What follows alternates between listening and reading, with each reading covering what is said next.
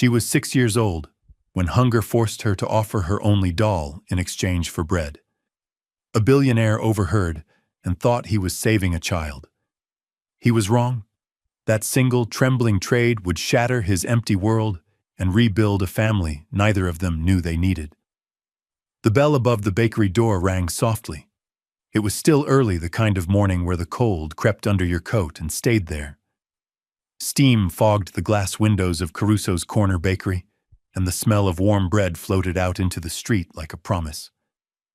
A little girl stepped inside. Her name was Wren Ellery. She was 6 years old, small for her age, wrapped in a thin gray jacket that had once belonged to someone else. Her fingers were red from the cold. In her arms, she carried a worn shoebox held tightly against her chest, as if it were fragile. Wren stood near the counter, staring at the rows of bread. Her stomach twisted painfully. She hadn't eaten since yesterday afternoon. Behind her, a tall man in a dark coat was pretending to examine a tray of croissants. Callum Vale, 31, owner of half the luxury hotels in the city, wasn't really looking at the food. He was listening. Wren took a breath, then another. Sir, she whispered to the baker. Mr. Caruso leaned forward, smiling kindly. Yes, sweetheart. Wren lifted the shoebox with both hands. Can I trade this for bread? She asked, her voice shaking. And maybe milk. I'm very hungry. The bakery seemed to fall silent. Mr. Caruso opened the box. Inside lay a single old doll. Its dress was faded blue, one arm carefully stitched back on with white thread. It was obvious the doll had been loved deeply. Callum's chest tightened. Mr. Caruso looked at Wren gently. Is this very special to you? Wren nodded. Hard. It's my friend, she said quietly. But my mom hasn't found work yet. Callum stopped breathing. Earlier that morning, Wren had woken up to the sound of dripping water. Drip. Drip. A tin can sat beneath the leaky kitchen pipe, half full already. The apartment was silent otherwise. Wren lay still on the thin mattress, one hand pressed against her stomach. It growled loudly, breaking the quiet. She squeezed her eyes shut, hoping the feeling would go away. It didn't. She slipped out of bed and padded barefoot into the kitchen. The floor was cold. She opened the refrigerator. Nothing. No eggs, no milk, no leftovers. Just a half-empty bottle of water on the top shelf. Mom Wren called softly. No answer. Her mother, Maris Ellery, had left before sunrise again. She always did. She said mornings gave her better chances. Wren didn't really know what that meant. She only knew her mom came home tired sometimes, smiling sometimes not. Wren opened the cabinet next. An empty can of soup. A box of pasta with 3 broken pieces at the bottom. Nothing else. Her stomach twisted harder. She leaned against the counter and slid down until she was sitting on the floor.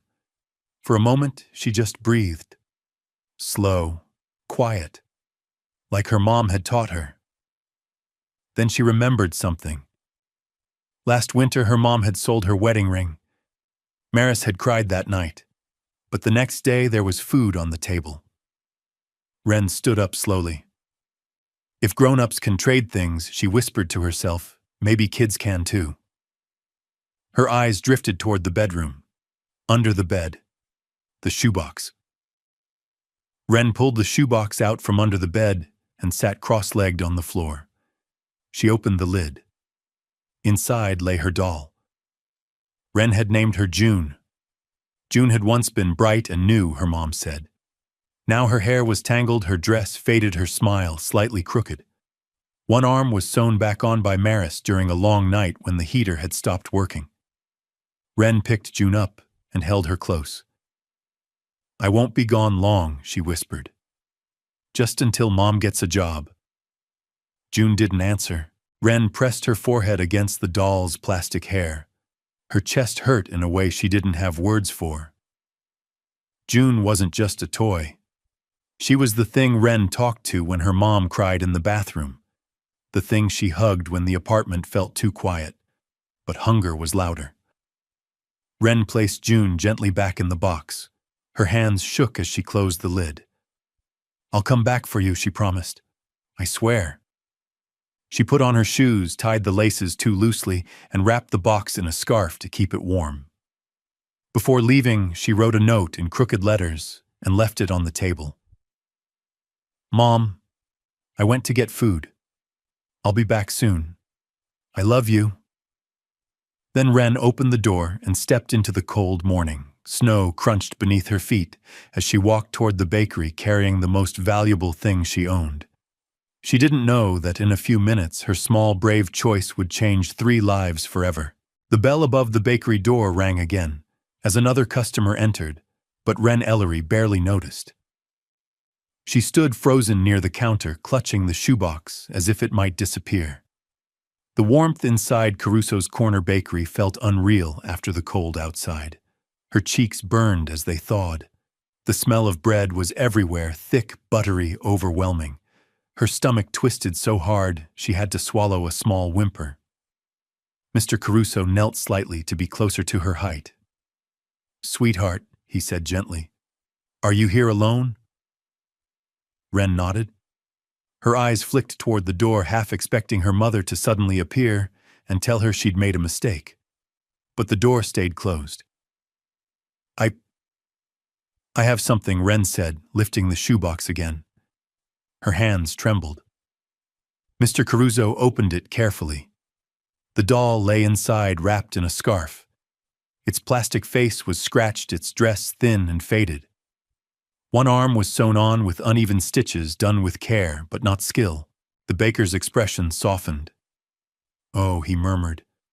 "She's been loved." Wren nodded quickly. "Her name is June." Behind them, Callum Vale had stopped pretending to browse. He stood still, a shadow among warm lights and golden bread, his breath shallow. Mr. Caruso looked up at Wren.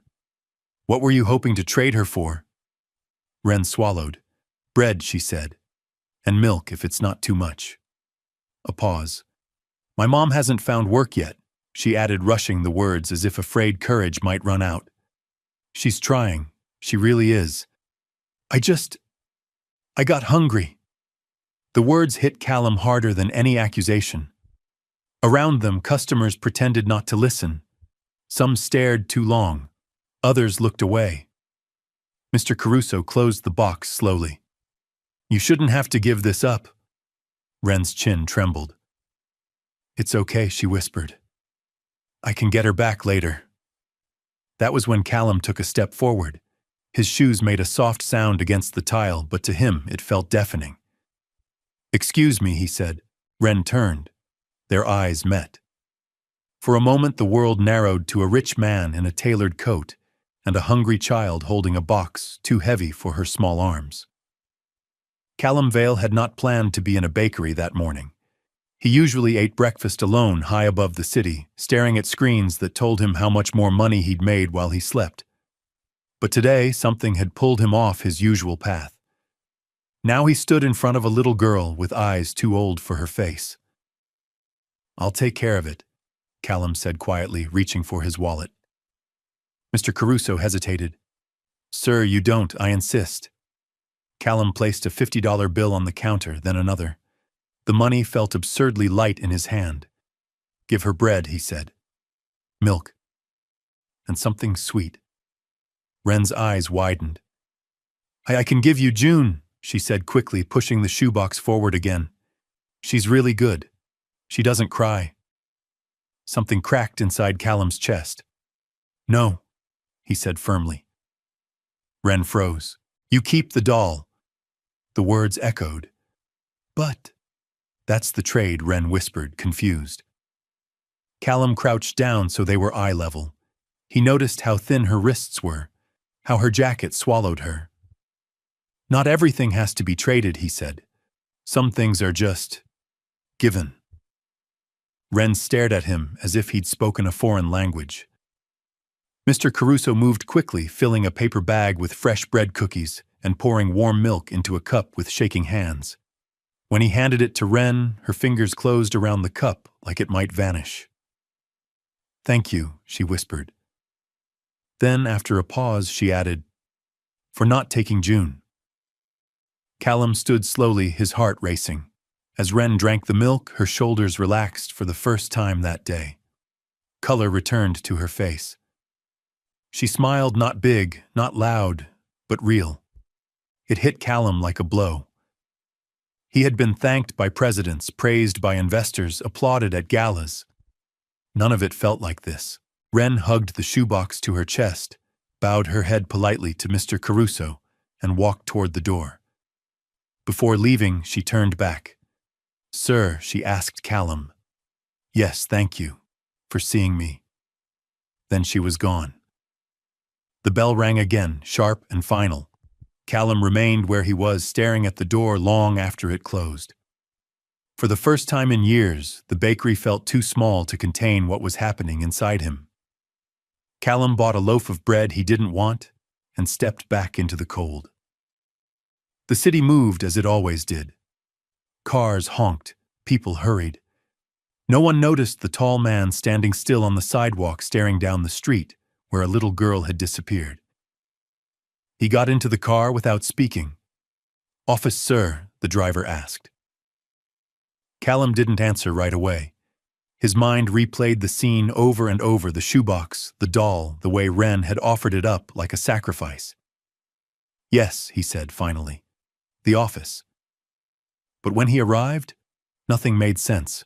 Meetings blurred together. Voices sounded distant. Numbers on screens meant nothing. Every time he blinked, he saw blue eyes and a doll named June. When was the last time he had been that hungry, not for food, for something real? That night, Callum stood alone in his penthouse, a glass of expensive whiskey untouched in his hand. The city glittered below him, endless lights stretching into darkness. He felt ridiculous. "She's just a child," he muttered. "I don't even know her name." But the feeling wouldn't leave. The next morning, he did something he hadn't done since his father died. He drove himself. Without telling anyone, Callum turned down the street toward Caruso's corner bakery. He slowed as he passed, scanning the sidewalk. No shoebox, no small gray jacket, no girl. Disappointment settled heavy in his chest. The next day, he did it again, and the day after that. By the fourth morning, his driver didn't even ask questions anymore. Callum told himself it was curiosity, guilt, a moment of misplaced sentiment. But deep down, he knew the truth. For the first time in his life, someone hadn't wanted anything from him.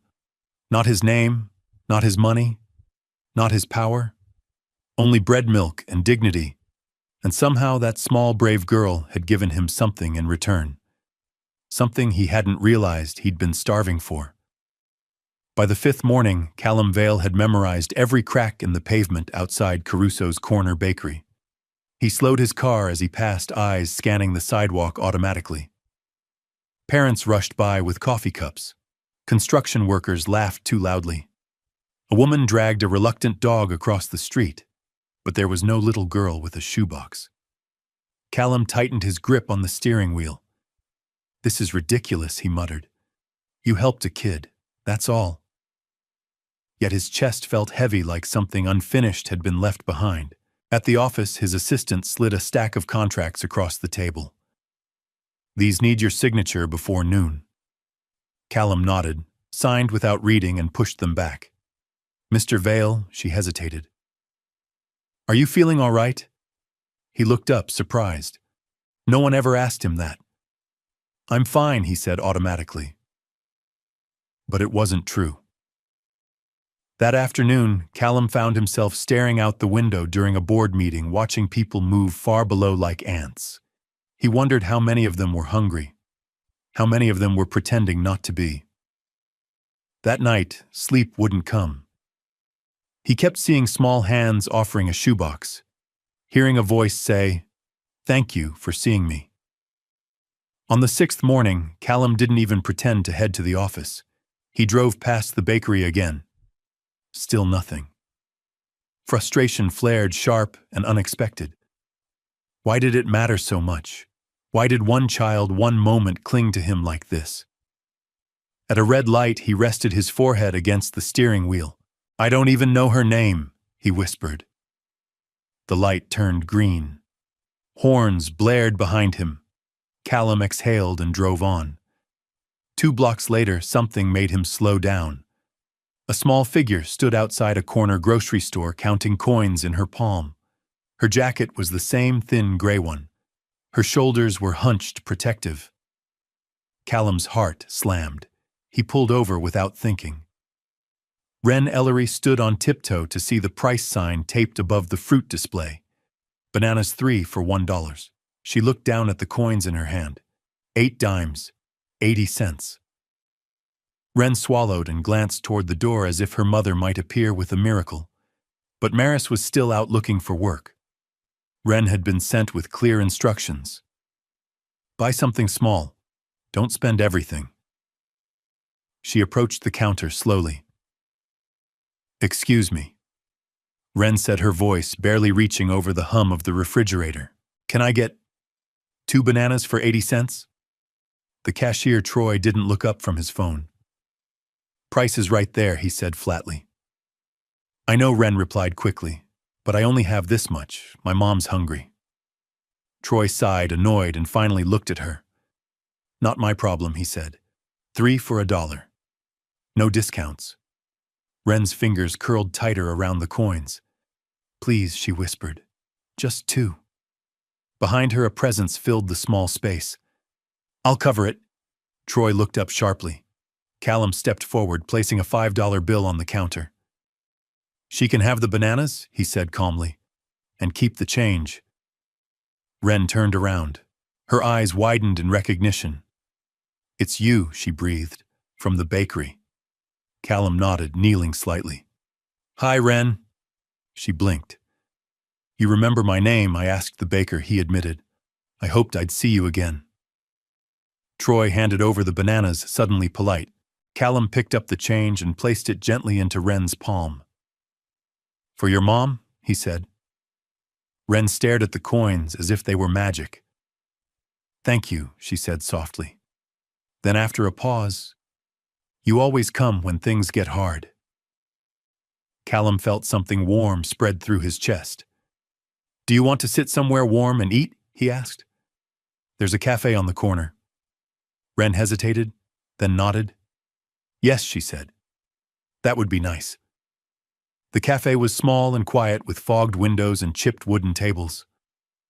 Ren sat across from Callum, swinging her feet as if afraid to touch the floor. A grilled cheese sandwich steamed on her plate. She stared at it for a second, then took a careful bite. Her eyes closed. "It's really good," she said seriously. Callum smiled despite himself. "Do you come here often?" he asked. Ren shook her head. "No. We don't usually go places. Mom says staying home saves money." She took another bite, then wrapped half the sandwich in a napkin. "For later," she explained. "For Mom." Callum looked away. "What's your mom like?" he asked quietly. Ren brightened. "She's brave. She sings when she's sad, even when she thinks I'm asleep. She tells me stories about when things get better." Callum felt his throat tighten. "Does she know where you are right now?" Ren nodded. "I left a note. I always do." She sipped her juice, then looked at him thoughtfully. "Why did you help me?" she asked. Callum didn't answer right away. "I don't know," he admitted. "Maybe because you reminded me of something I forgot." Ren considered this.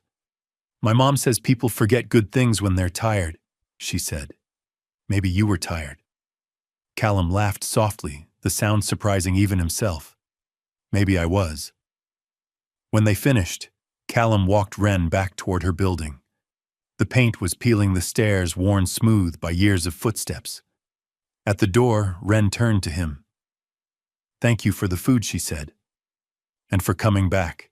She hesitated, then added, "Do you think you'll come again?" Callum looked at the building, then at the small girl standing in front of him with a banana tucked under her arm. "Yes," he said. "I think I will." And for the first time in a very long while, he meant it. The walk back to Franklin Walkups was slow. Wren didn't rush. She never did when she had food. There was a quiet ritual to it, holding the paper bag close, checking every few steps to make sure nothing spilled, nothing disappeared. Callum matched her pace. They walked past cracked sidewalks and brick buildings with faded paint. Laundry hung from fire escapes like flags of survival. Somewhere a radio played an old song through an open window. "Mom likes this one," Wren said suddenly, pointing to the radio. "She hums it when she's cleaning." Callum nodded, storing the detail without knowing why. When they reached the building, Wren stopped at the bottom of the stairs. The entrance smelled faintly of cleaning solution and damp concrete. The stairwell light flickered. "This is where we live," she said, not apologetic, not proud, just factual. Callum looked up at the building. It leaned slightly to one side like it had grown tired of standing straight.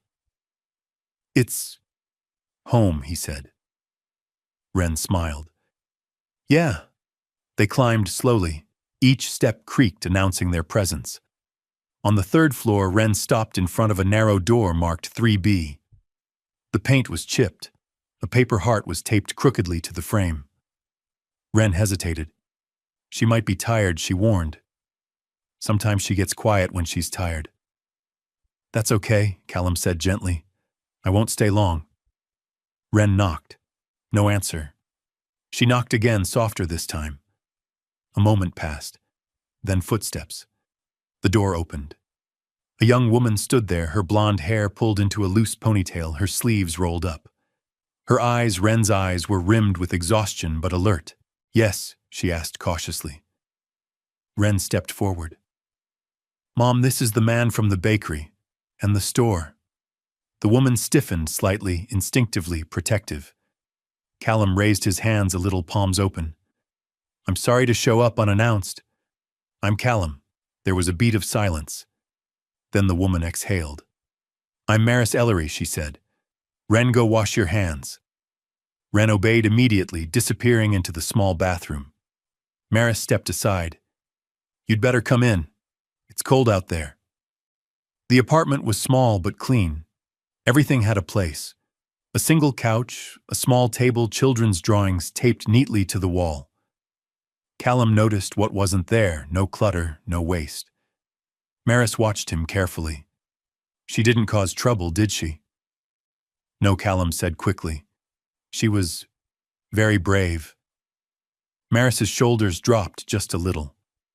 Maris poured water into 2 mismatched cups and set them on the table. "I don't have lemonade," she said apologetically. "Just this." "It's perfect," Callum replied. Wren returned, hands damp, clutching the paper bag. "I saved some," she announced proudly. Maris's face tightened for just a second before she smiled. "Thank you, baby." She turned to Callum. "You didn't have to do that. I wanted to," he said. They sat. The silence that followed wasn't awkward. It was heavy, thoughtful. "I know how this looks," Maris began carefully. "A stranger walking my child home." Callum nodded. "I understand. She offered her doll for food." Maris continued, her voice steady but thin. "That's when I realized how bad things had gotten." Callum's chest tightened. "My husband died 3 years ago," Maris said. "Cancer, fast, ugly." She paused. "After that, it was just us. I worked at a small shop, but it closed 7 months ago. And since then," Callum asked softly. "I look every day," she said. "Every morning. I don't stop." Her hands folded together tightly. "But I won't beg. Not in front of her." Callum looked toward the bathroom door where Wren hummed softly to herself. "She's learning everything from you," he said. Maris shook her head. "Sometimes I think I'm failing her." "You're not," Callum said without hesitation. "You're teaching her dignity." Maris looked at him, then really looked. "Why are you here, Callum?" she asked. He didn't have a polished answer. "Because I was empty," he said simply. "And your daughter reminded me of something important." Maris absorbed that. Wren returned and climbed onto the couch, hugging her doll, June, close. She came back, Wren said, happily holding June up. Maris smiled and brushed her daughter's hair back. She always does. Callum stood. I should go, he said. But if it's okay, I'd like to see Wren again. Maybe help. Maris hesitated. Pride and fear wrestled inside her. I don't want charity, she said firmly. Neither do I, Callum replied. I believe in opportunity. They held each other's gaze. Then Maris said finally, we can talk. Callum's penthouse was silent when he returned. The lights came on automatically, revealing polished marble floors and walls lined with art he had never chosen himself. The city stretched endlessly beyond the windows, glowing and indifferent.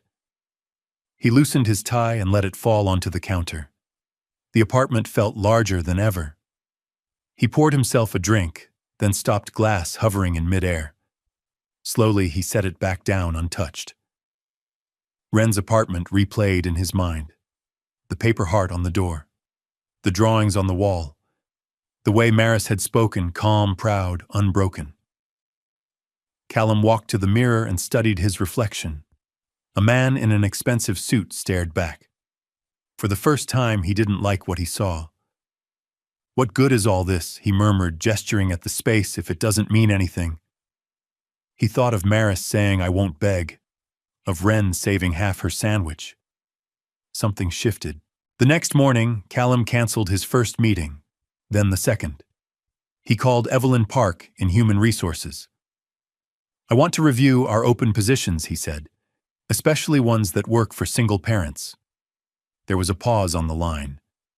That's unusual. So is doing nothing, Callum replied.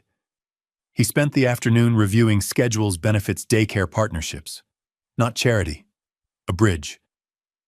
That night he stood by the window again, but this time the city didn't look distant. It looked connected. And for the first time since his father's funeral, Callum Vale knew exactly what he wanted to do next. Callum didn't sleep much that night. He lay in his king-size bed staring at the ceiling as the city's glow pulsed through the curtains. Every time he shut his eyes, he saw Wren's shoebox like a small coffin for childhood. He heard the phrase again, soft, devastating, thank you for seeing me. At 5:30 a.m., he got up. No whiskey, no scrolling news, no pretending. He dressed quickly, the crisp snap of his shirt sounding too loud in the empty apartment. When he walked into the kitchen, the refrigerator hummed full of food he rarely touched. He didn't feel hungry. He felt ashamed. At the office, his assistant Lena stepped into his doorway with her tablet. Your breakfast meeting with the Cleveland Tourism Board is in 40 minutes. Cancel it, Callum said. Lena blinked. Sir, they've been waiting 2 weeks. Cancel it. He repeated, calm and final. She hesitated, then nodded. Yes, Mr. Vale. Callum stood and looked out over the city again, this time from a different height in a different light. Cars were already filling the streets. People were already moving, already struggling, already hoping for something. He pressed the intercom. Evelyn Park, he said. I need you in my office. Now. 10 minutes later, Evelyn Park, 46, sharp-eyed and composed, entered with a neat folder tucked under her arm. She had the posture of a woman who didn't get impressed easily. Mr. Vale, she said. You asked for HR. I want to review open positions at Valecrest Grand, Callum replied. And I want to understand our benefits, especially childcare partnerships. Evelyn studied him as if he'd spoken in code. That's not typically handled directly by you. It is today. She sat and opened the folder. We have vacancies in housekeeping, laundry, banquet staff, and front desk floaters. Housekeeping is the most stable with consistent morning shifts. Which shift ends early enough for school pickup? Callum asked. Evelyn's eyebrows rose a fraction. Housekeeping A team runs 6:00 a.m. to 2:00 p.m., Monday through Friday. Benefits health coverage. After 90 days, meal vouchers from day one, and Bright Steps Daycare has reserved spots for employees' children. Callum's jaw tightened. He remembered Maris's apartment, how she measured every expense like it could break them. What's the starting pay? He asked. Evelyn slid a paper forward. 2,000, 50 monthly with a review at 6 months. There's internal growth if performance is strong. Callum nodded slowly. Evelyn, he said, voice quiet but firm, I need this done correctly. No special treatment, no humiliation. A fair interview. Evelyn's gaze sharpened. May I ask who this candidate is? Callum exhaled. A single mother, he said. Hard-working, responsible. She's been looking for months. Evelyn leaned back, fingers steepled. You know we can't hire someone just because you want to help. I'm not asking you to, Callum replied. I'm asking you to give her a real chance. Silence. Then Evelyn nodded once. If she qualifies, she'll be hired. If she doesn't, she won't. That's the fairest thing I can promise. Callum felt something loosen in his chest. Good, he said. That's exactly what I want. That afternoon, Callum drove to a grocery store across town, the kind with narrow aisles and dented carts, not the luxury market that delivered to his door. He filled a basket with basics: milk, bread, eggs, rice, soup, fruit. He paused at the cereal aisle, staring at bright boxes like they belonged to another universe. He chose a small one, something simple. Then he added a pack of soap and toothpaste. He stopped himself before grabbing too much. He could have filled 10 carts without feeling it. But he didn't want to drown Maris in generosity that felt like control. Not charity. Friendship. A bridge. When he arrived at Franklin Walk-Ups, Wren was on the sidewalk with a piece of chalk drawing a lopsided sun on the concrete. She looked up, and her entire face lit up. Mr. Vale, she shouted, launching herself toward him. Callum crouched instinctively. Wren hugged him hard like she was making sure he was real. He swallowed. Hi, kid, he said softly. How's June? Wren lifted the doll dramatically from behind her back. She's okay. She missed you. Callum almost laughed, but it came out as a breath. Is your mom home? He asked. Wren nodded. She came back early. She looked tired, but she smiled when she saw me drawing. Callum carried the bags upstairs. His shoes echoed in the stairwell. The door to 3B opened before he could knock. Maris stood there, sleeves rolled up again, hair pinned back as if she'd been fighting the day and refusing to lose. Her eyes widened at the groceries. Callum spoke quickly, as if speed could soften pride.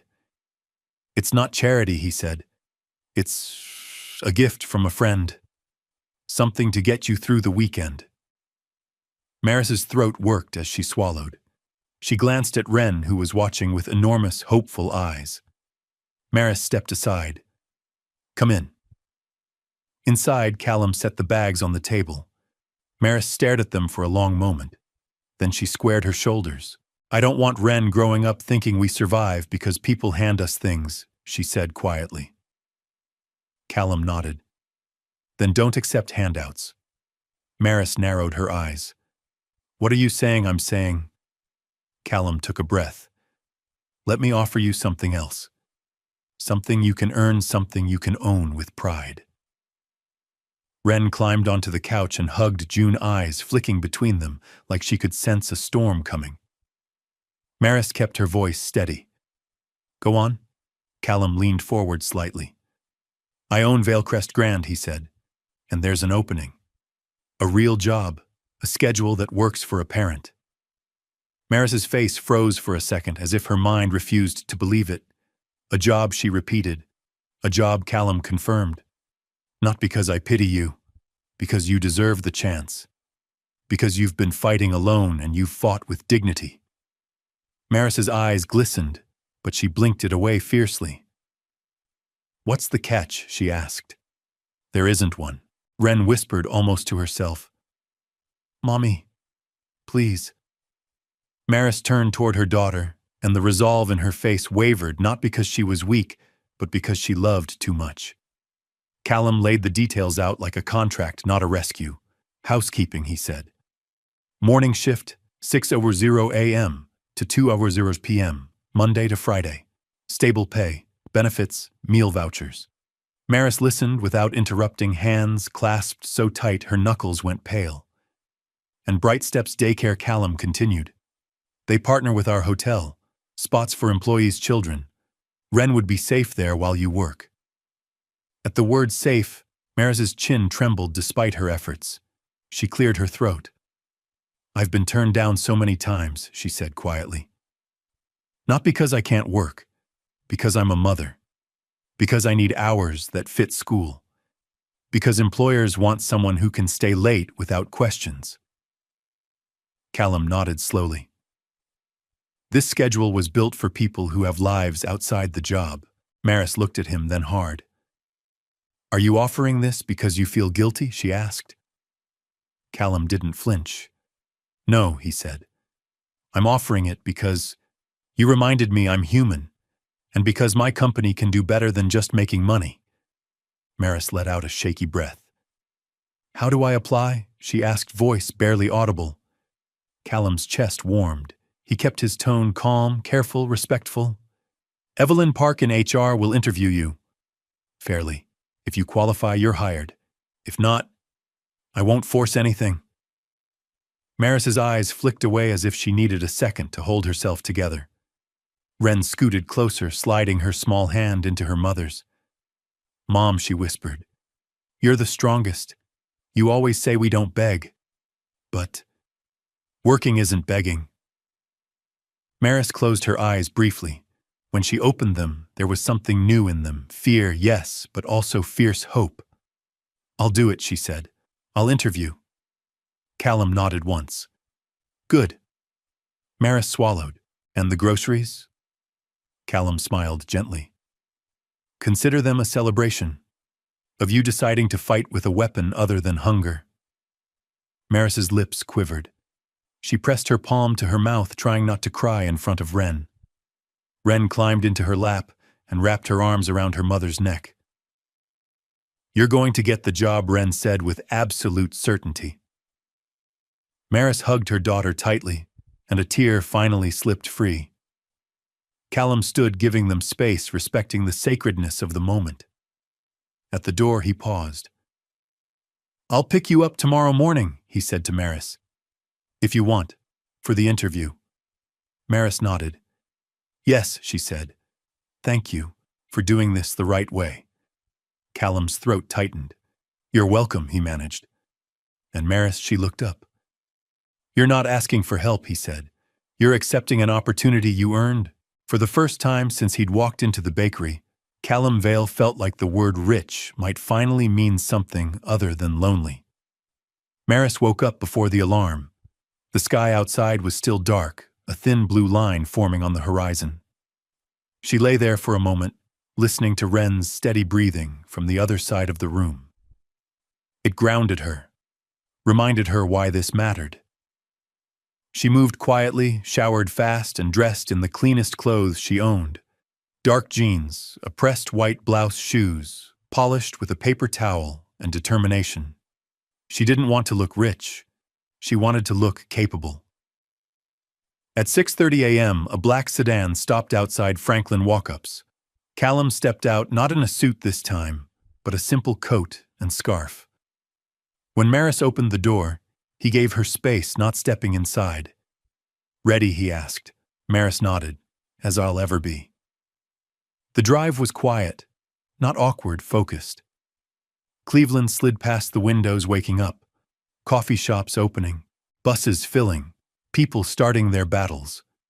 At Valecrest Grand, the lobby rose around Maris like another world. Marble floors, warm lights, quiet luxury. For a second, she felt small. Callum noticed. This place doesn't decide your worth, he said calmly. You do. Maris inhaled and straightened her shoulders. Evelyn Park greeted her with a professional nod. No warmth, no cruelty. Just fairness, Mrs. Ellery Evelyn said. Please come with me. The interview room was simple, a table, 2 chairs, no intimidation. Evelyn reviewed Maris's history: retail, inventory, cleaning, customer service. You've worked hard, Evelyn said. Why housekeeping? Maris didn't hesitate. Because it's honest work, because I'm good at it. and because it fits my responsibilities as a mother. Evelyn studied her. Can you handle pressure? Guests complain about things that aren't your fault? Maris nodded. I've handled worse. A pause. Why should we hire you? Evelyn asked. Maris met her eyes. Because I won't cut corners. Because I show up. And because my daughter is watching who I become. Silence. Evelyn closed the folder. You start Monday, she said. Maris froze. I'm hired, yes, Evelyn replied. Welcome to Valecrest. Outside the room, Callum waited. Maris walked toward him stunned, then smiled small, real earned. I got it, she said. Callum exhaled like he'd been holding his breath for months. I knew you would. Monday came fast. Maris dropped Wren off at Bright Steps daycare, kneeling to eye level. I'll be back at 2, she promised. You'll be okay. Wren nodded bravely, clutching June. I'll draw you something. Maris walked away before doubt could catch her. At Valecrest Grand Inez Rivera, the housekeeping supervisor handed Morris a uniform. We work hard here, she said, but we work together. The first room was a suite. White sheets, perfect symmetry. Inez demonstrated once, then watched. Maris moved carefully, methodically. She scrubbed until the bathroom smelled clean, not chemical. She smoothed wrinkles with precision. She checked corners most people forgot. By noon, her arms ached, her back burned, sweat dampened her collar. But something else grew with every finished room. Pride. During lunch in the employee cafeteria, Maris sat with other women, mothers, grandmothers, survivors. You'll sleep good tonight, one said kindly. I already feel lighter, Maris replied. At 2:00 p.m., sharp, she clocked out. For the first time in months, she left work knowing exactly when she'd be home. Wren didn't cry when Maris left. She watched eyes wide as the daycare door closed behind her mother. The room was bright, loud, full of children. A teacher knelt. Hi, Wren. I'm Ms. Lila. Wren nodded, gripping June. At snack time, Wren hid half her crackers in her pocket. Ms. Lila noticed gently. You don't have to save food here. Wren hesitated. It's okay to eat all of it, yes. Ms. Lila smiled. There will be more. Wren ate slowly, carefully, like trusting a fragile promise. She drew pictures. She played with blocks. She laughed, then stopped, surprised by her own sound. At 2:05, Maris arrived. Wren ran to her full speed. Mom, she shouted. I made friends. Maris knelt, hugging her tightly, breathing her in. How was your day? Maris asked. Wren grinned. I didn't have to be careful. Maris swallowed hard. That evening, they ate dinner together. Simple food. Enough food. Wren held June and whispered, We're okay now. Maris kissed her forehead. Across the city, Callum stood by his window phone buzzing with HR updates. Maris Ellery, excellent performance. Wren adjusting well. For the first time, Callum didn't feel like a savior. He felt like something better. A bridge that worked. Maris had started to believe in routine again. Wake at 5, make Wren's hair neat, pack a small lunch, kiss her forehead, drop her at Bright Steps daycare, work until 2, pick her up, come home, cook, breathe. Routine felt like safety. Then, on a Friday evening, the city decided to test her. Maris stopped at a discount grocery store on her way home, the kind where the carts squeaked and the fluorescent lights made everything look tired. She was comparing prices on chicken when she heard her name spoken like a sharp tap on glass. Maris Ellery. She turned. A woman stood there with dyed auburn hair, expensive eyeliner, and a smile that didn't reach her eyes. Kendra Shaw, 33. Maris hadn't seen her in almost a year, an old co-worker from the shop that closed. Kendra looked Maris up and down as if weighing her. Well, Kendra said, voice slick, look at you. I heard you got a job at Valecrest. Maris forced a polite smile. I did. Kendra's eyes narrowed. Vale Crest Grand, that place downtown. You don't just walk into a job like that. It was an interview, Maris replied carefully. I qualified. Kendra let out a little laugh. Sure. Maris turned back to the chicken, hoping the conversation would die. But Kendra stepped closer. So who helped you? Kendra whispered. Who pulled the string? Maris froze. She didn't want to say Callum's name. Not because she was ashamed, but because she didn't want to hand their story to a stranger's mouth. It doesn't matter, Maris said. I work hard. That's what matters. Kendra's smile sharpened. You're still naive, huh? Maris felt her spine stiffen. Excuse me. Kendra leaned in, lowering her voice like she was sharing a secret that smelled like rot. A man like that doesn't help for free, she said. A rich man doesn't give you a job, pay for your kid's daycare, and show up like some angel, not unless he plans to collect. Maris's stomach clenched. That's not true, she said quickly, but the words came out thin. Kendra shrugged, enjoying herself. Maybe he's nice. Maybe he's not. But kindness from men like that is a leash. You just don't feel it until it tightens. Maris's fingers curled around the chicken package. Her pulse thumped in her ears. Stop, she said, voice low. You don't know him. Kendra lifted her hands innocently. I'm just protecting you. You have a kid now. You can't afford to be stupid. Maris walked away, cart-rattling, breath shallow. She tried to focus on the list in her head, rice milk apples, but the words swam. A leash, collect, price. All the way home, the poison worked through her like cold water. At Franklin Walkups, Wren ran to her as usual, a drawing in her hands. Mom, I made this for you. Maris smiled automatically, but it felt tight. Wren studied her face with unsettling accuracy. You're not happy today. I'm fine, Maris lied too fast. Wren's eyes shifted to the grocery bags, then up again.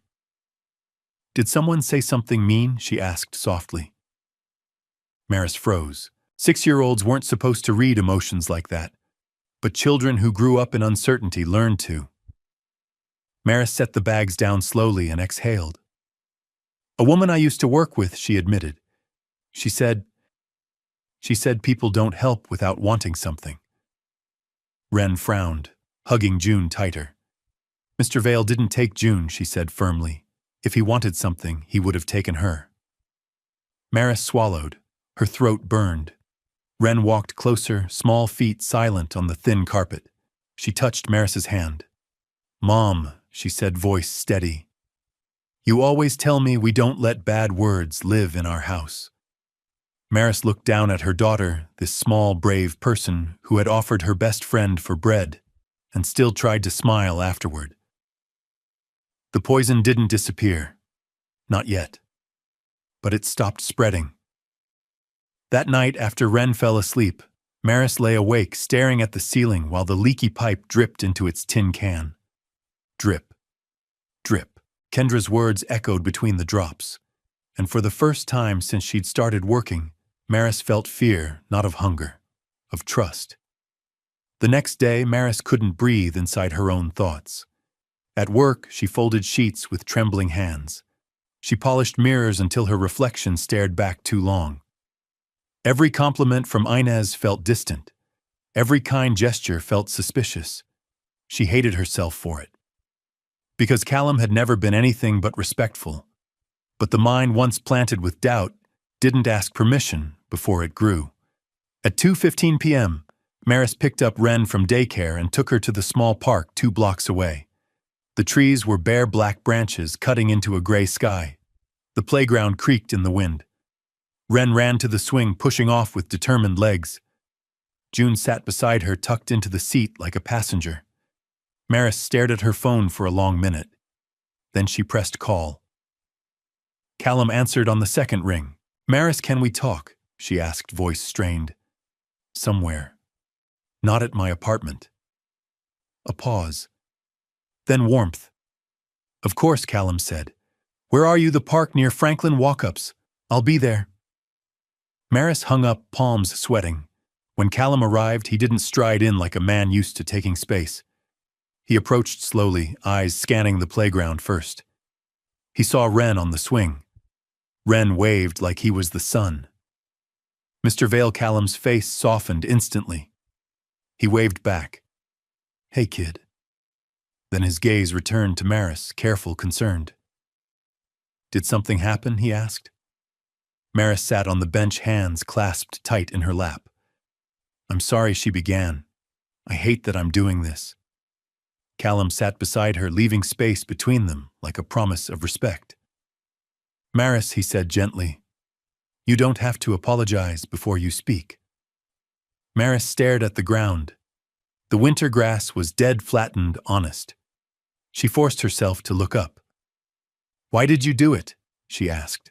Callum blinked. "Do what?" "The job," Maris said, voice shaking now. "The daycare, the groceries, the time with Wren, the everything." Callum's expression tightened as if someone had struck him. Maris swallowed hard, pushing through the shame. "What do you want in return?" she asked. "What is the price?" The words hung in the cold air.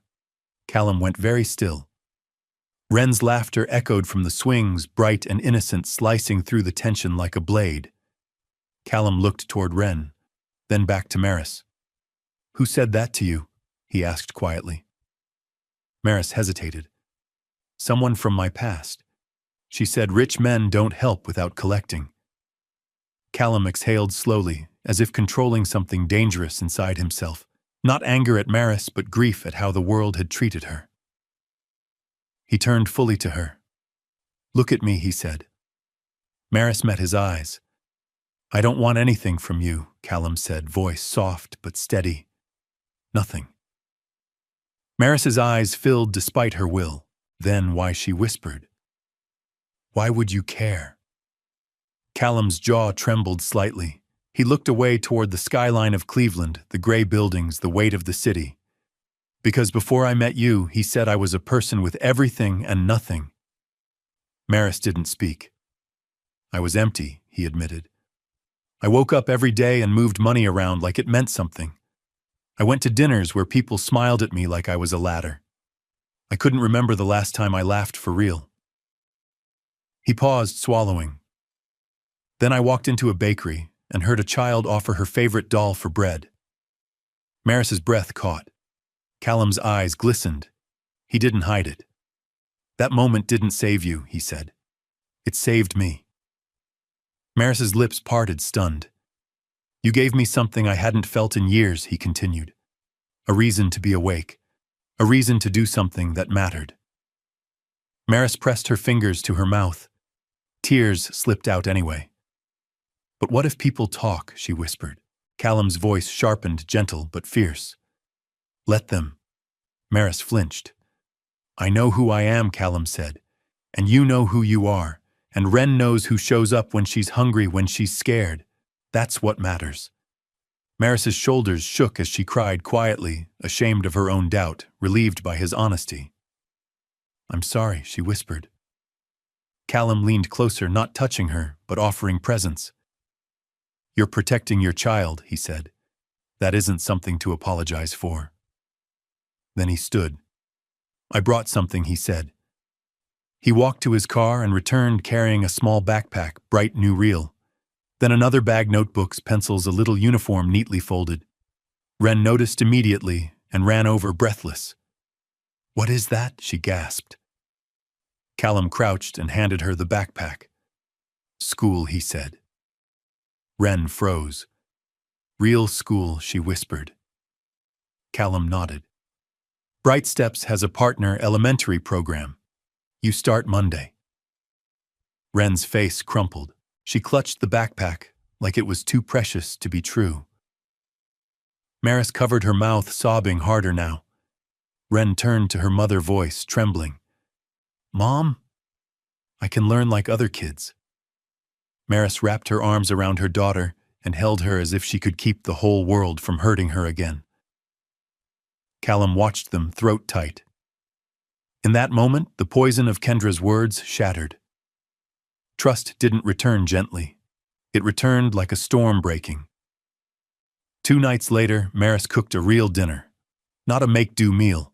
Not a scraped-together bowl of whatever survived the week.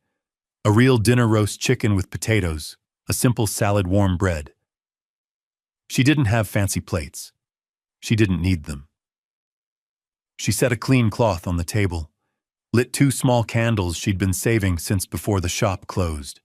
Their flames flickered like fragile miracles.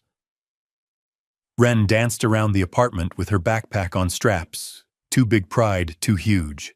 "Mom, I'm going to learn to write my name in perfect letters," she declared. Maris smiled through tears. "You already write it."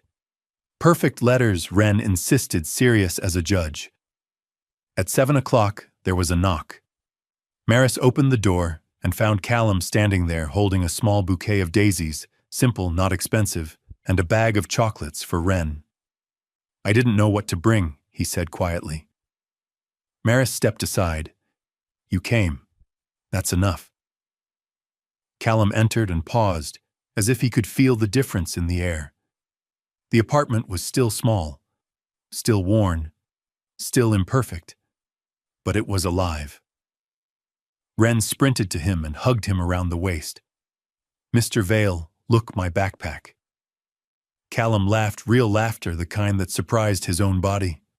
"It looks good on you." Dinner was warm and loud in the best way. Wren told Callum about daycare games, about her new friend, who liked drawing dinosaurs, about how she planned to bring June to school so she won't be lonely.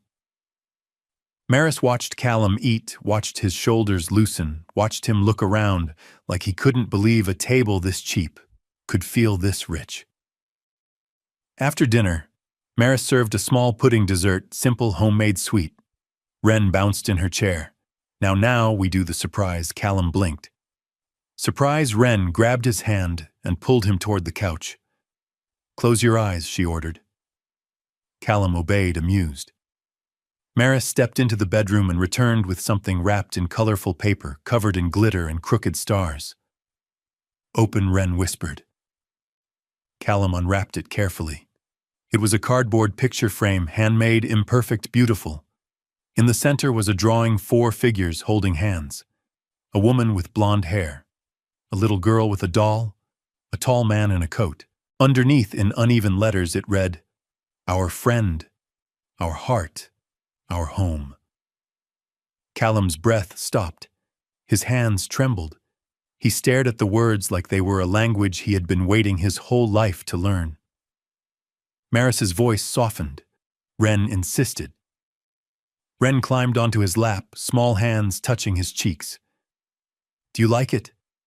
Callum tried to speak. No sound came out at first. His eyes filled. He didn't fight it. Tears slipped down his face like something finally breaking free. "It's..." His voice cracked. He cleared his throat. "It's the most beautiful gift I've ever received." Wren smiled, satisfied. "Good. Because you're our good person." Maris sat beside them, eyes wet. Callum looked at Maris, then really looked. "I'm sorry," he whispered. "I didn't mean to disrupt your life." Maris shook her head. "You didn't disrupt it. You reminded me it could change." Callum held the frame carefully, like it might shatter. "I spent years thinking money was power," he said softly. "But sitting here, I feel more powerful than I ever have." "Because this is real," Maris swallowed. "I doubted you." Callum shook his head gently. "You were doing what mothers do, protecting." Wren yawned suddenly, the adrenaline fading. Maris carried her to bed. Wren insisted on hugging Callum one more time, her doll pressed between them. "Don't leave forever," she mumbled sleepily. "I won't," Callum promised, voice thick. "Not if you'll have me." When Maris returned to the living room, Callum stood by the small window. Outside, the city was cold and loud. Inside, everything was warm. He turned back to Maris. "I want to keep showing up," he said. "Not as a savior, not as charity. Just as family, if you'll let me earn it." Maris's eyes filled again, but this time the tears were steady, not afraid. "Then earn it," she whispered. Callum smiled, And it wasn't the polished smile of a billionaire. It was the relieved smile of a man who finally had somewhere to belong. That night, when he returned to his penthouse, it didn't feel like a palace anymore. It felt like a place he stayed between visits to his real home. He set the handmade frame on his nightstand, like a sacred thing. And for the first time in years, Callum Vale fell asleep without the sound of emptiness in his chest. Because somewhere across the city, behind a door marked 3B, a child believed he would come back. And that belief was the greatest wealth he had ever been given. Did this story move you? Share your thoughts in the comments and rate this story from 1 to 10. Don't forget to like, share, subscribe to the channel, and click the bell icon so you don't miss other heartwarming stories. Click on the last screen to see the next emotional chapter waiting for you. See you in the next story.